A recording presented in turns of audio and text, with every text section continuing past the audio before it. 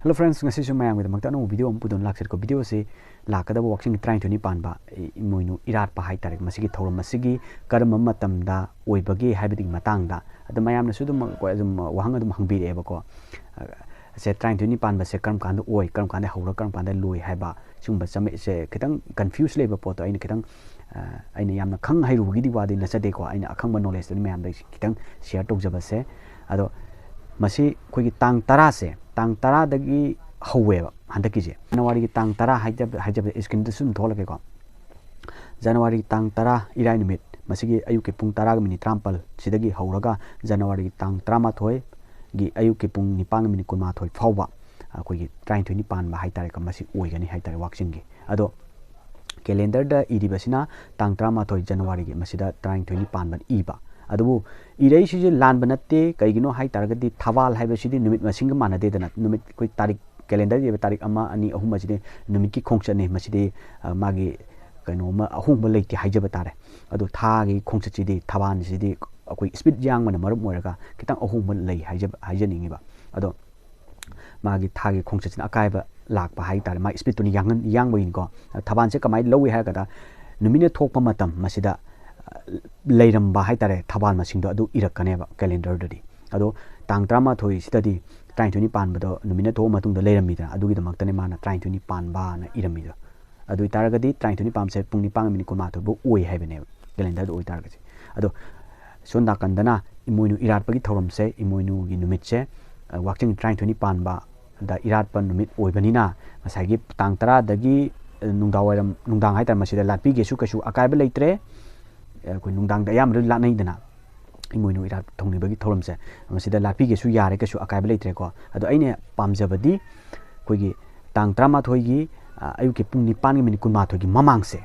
haitare masi hendok pana hendogadi tromdoni pan ba singdu ne ba ado hendok tringi mamang se masida Erat thongni jaba haitare maduda Erat thongni raga thongba tha cha ba ka su kai ba leitre ko maduda 9 minit 12 gi mamang se Erat thongni bani hena fai haiba wafam se thamjage masida ai ba knowledge ni ko ado kanang taragi koigi pung taraga minit 13 ayuki haitar masidagi latpi ba hoba dum yare kamram de trying to ni pam lalu haibam di yauri dana masida koigi Emoinu se ani thoi thokte habi wari amata leite Emoinu Eratpa habisi watching trying to ni pam da lalu haibani na watching trying to ni pam se karai dena kadai bu haibagi marak to ni ko aina haijari je pung taraga minit 13 dagina pung 9 ga minit 12 ayuki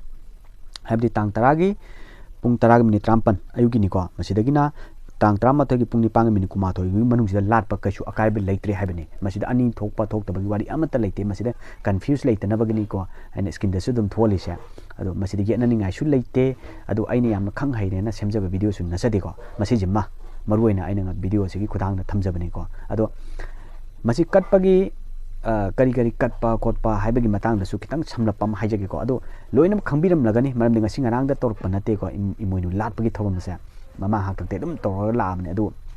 kitang khangdaba singoi da samlapa hai tare ko arei bangai gi di mapan nai pote katpada loi katpa yai arei bangai katpa yai kasu akai ba leite adu sang daba yadaba katta yadaba haiba ma leidana adu ni ko adu athen pos ani langbiyo lining thogi ama event Emoinu gi ama langbiyo sijima haijage ko ado adu josabi hai tare phunga lairu da khilib josabi do madugi thambam se aina sum yum khara da thengnajar pada hai tare ko kitang soirap chatpa khara hai tare ko adum thengnei masijima aigi akhang ba hai tare masijima aina photo do su ujarke ko makhung se amana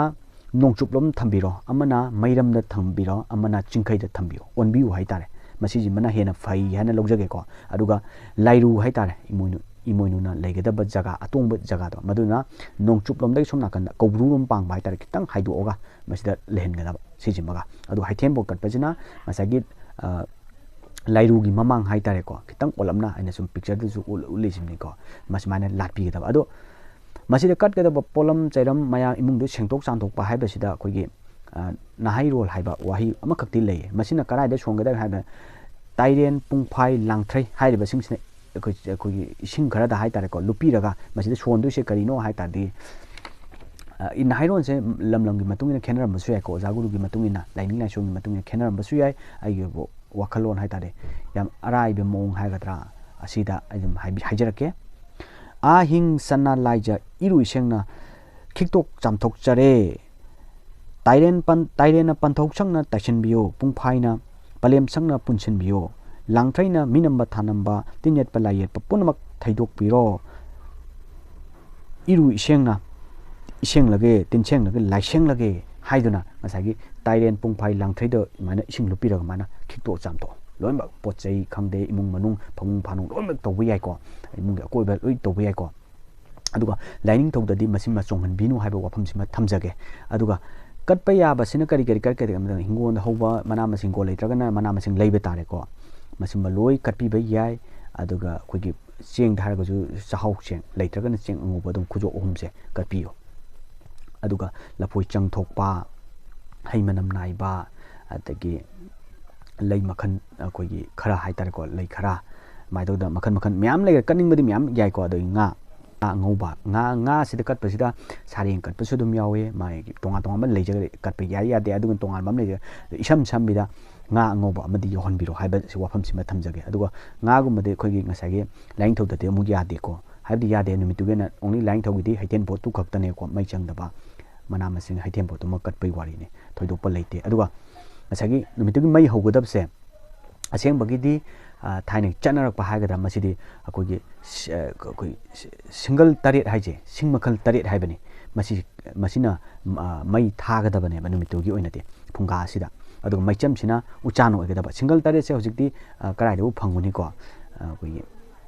masi thiba aside araibamdi nate ho ching khara nakbu khopadadi phangbidi yai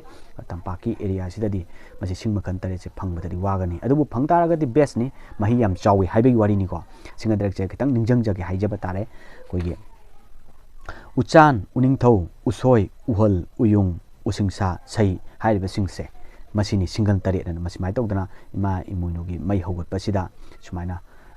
changi haiba wafamse thamjage adu phangdragadi sing areba singam tawbiro adu uchana mai cham orga numitumdi mai thabiu haiba wafamsima thamjage ko ado Emoinu se koigi akana gumamna mathakta haitare ko sum latpa ko patoi ko masiji numituge na de makhada haitare ko pungalairuda latpiu haiba wafamsima thamjage chakhumda yamane di loi leigan mane chakhumda leigedaba mase ko ado masigoba samlapa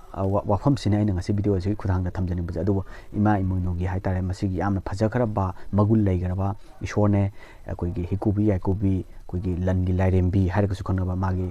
koigi saglon cha dugum di gyang haitare ko imung asigi afaba landam chawkhatpa phogoi sangai mayeng tahanbidaba haibda chingba mayam ama leigre magi shakti haitare ko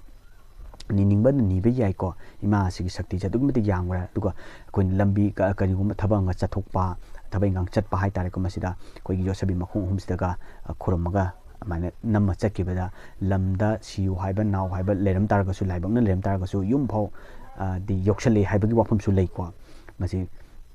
ima Emoinu gi shakti haitare magi tawbangam basa dugmatik leigar haitare ado ima Emoinu gi oba lila da ju kai da ju dum utpani ko magi ba yumbalo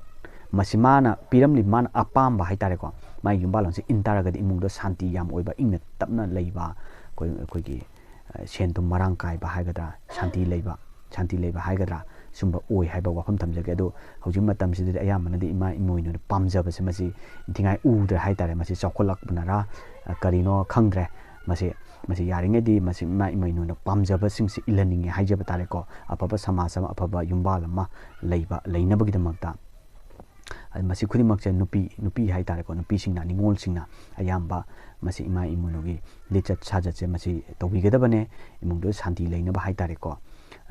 koi ima Emoinu pamjaba se adungmate aphajaba magi yumbalon se yam phajaba haitare ko masine adu ngasi video sida aina walobo chithahouba haitare ko adi soigi langiba wahi wata da kitang yaw tak men ngakpiyo matung ta ku junwa video thagasarke haining badi mayam dile ado samlapa aina ngasi mel oina focus thamjaninge jidi watching trying 20 pan base karam kanda horoga karam kan loi amadi karam kanda khurmane khwaidi phai habdi matang dani ko ado amuko sum ningsen jage watching trying 20 pan base tang 10 dagi haweba pung 10 ga minute trampal haitare amatogi pung 9 ga minute ko matoi masibukta trying 20 pan bo oibani aduna tang 10 dagi nungdawarimda khuromge asu yare akachu akaiba leitre yam phaba oire hena phabadi tang 13 gi pung 9 ga minute ko mathoi yodingi mamangse masidani hena phai haiba magi Emoinu gi pungfam aphaba haitare ko ayuktadi tare ꯑꯗꯨ ꯑꯣꯏꯇꯥꯔꯗꯤ ꯃꯗꯨꯗ ꯈꯨꯔꯨꯝꯖꯍꯧꯔꯒꯗꯤ ꯐꯩ ꯍꯥꯏꯕ ꯑꯗꯨ ꯃꯥꯒꯤ ꯃꯗꯨꯗ ꯈꯨꯔꯨꯝꯃꯒ ꯆꯥꯅ ꯊꯛꯅꯕꯗꯨ ꯅꯨꯡꯗꯥꯡꯕꯨ ꯆꯥꯒꯦꯔꯥ ꯑꯌꯨꯛꯀꯤ ꯆꯤꯟꯗꯝꯕꯗꯕꯨ ꯑꯣꯏꯒꯦꯔꯥ ꯇꯧꯕꯤꯕ ꯀꯩꯁꯨ ꯑꯀꯥꯏꯕ ꯂꯩꯇ꯭ꯔꯦꯀꯣ ꯑꯗꯣ ꯑꯌꯥꯝꯕꯅꯗꯤ ꯅꯨꯡꯗꯥꯡꯒꯨꯝꯕꯗꯗꯤ ꯇꯧꯒꯟꯕꯅꯦ ꯑꯗꯨꯕꯨ ꯍꯟꯗꯛꯀꯤ ꯇꯥꯏꯃꯤꯡꯁꯤꯗꯤ ꯑꯩꯅ ꯁꯤꯒꯤ ꯇꯥꯏꯃꯤꯡꯁꯦ ꯐꯩ ꯍꯥꯏꯕ ꯋꯥꯐꯝꯁꯦ ꯊꯝꯖꯒꯦ ꯍꯥꯏꯖꯕ ꯇꯥꯔꯦꯀꯣ ꯃꯁꯤꯅꯤ ꯑꯗꯣ ꯚꯤꯗꯤꯑꯣ ꯑꯁꯤꯕꯨ ꯅꯨꯡꯉꯥꯏꯕꯗ ꯂꯥꯏꯛ ꯁꯕꯁꯀ꯭ꯔꯥꯏꯕ ꯇꯧꯕꯤꯔꯝꯃꯣ ꯃꯇꯨꯡ ꯇꯥꯕꯗꯁꯨ ꯅꯨꯡꯉꯥꯏ ꯚꯤꯗꯤꯑꯣ ꯂꯣꯏꯅꯅ ꯑꯃꯨꯛ ꯍꯟꯅ ꯂꯥꯛꯆꯒꯦ ꯉꯁꯤꯒꯤꯗꯤ ꯀꯥꯏꯅꯔꯁꯤ